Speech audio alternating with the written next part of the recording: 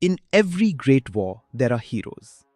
And then there are forgotten legends. Arjuna, the beloved, the chosen, the invincible. Karna, the outcast, the cursed, the loyal till death. But what if the warrior who lost was actually the stronger one? Today, we uncover the untold truth of Karna, the man who challenged fate and still fell silent. The story begins not with a war, but with a secret. A young Kunti invokes the sun god. A radiant child is born, glowing with divine kavach and kundal. But out of fear, she sets him afloat in a river. The boy who should have been a prince is raised by a humble charioteer. His name, Karna. His journey, not of privilege, but of pain. The whispers followed him. He's not one of us. But Karna didn't argue.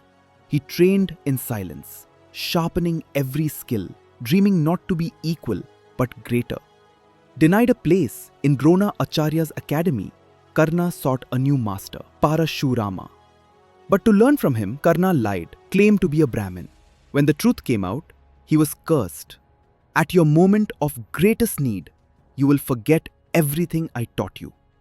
Another day, helping a poor man lift a chariot, he accidentally wounded Mother Earth. She cursed him too. When your chariot sinks in battle, I will not help you.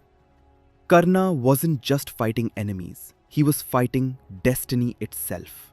At the royal tournament, Arjuna dazzled the crowd. Then came Karna, calm, focused. I can do everything he can, and more. But the princes laughed. You're a charioteer's son. That day, Duryodhana saw the fire in Karna's eyes and made him king of Anga.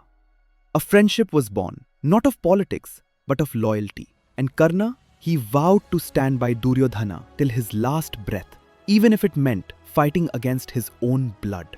Arjuna had the best of everything. The teachings of Drona Acharya, the blessings of Shiva, the guidance of Krishna.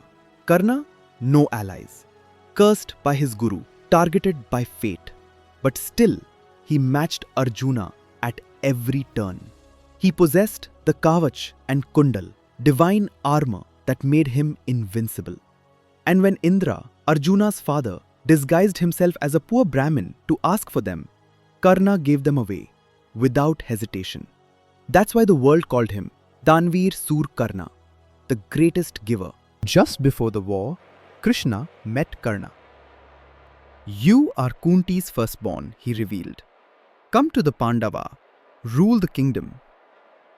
Karna smiled through his tears. I know who I am, but I owe my life to Duryodhana. I cannot betray the only man who stood by me. In that moment, Karna didn't choose war, he chose honor, and walked back into the battlefield, knowing it would lead to his end. On the 17th day of war, Karna and Arjuna met one last time. Their arrows lit up the sky. Gods watched in silence. Karna's chariot wheel sunk. He looked to the heavens, remembering the curse.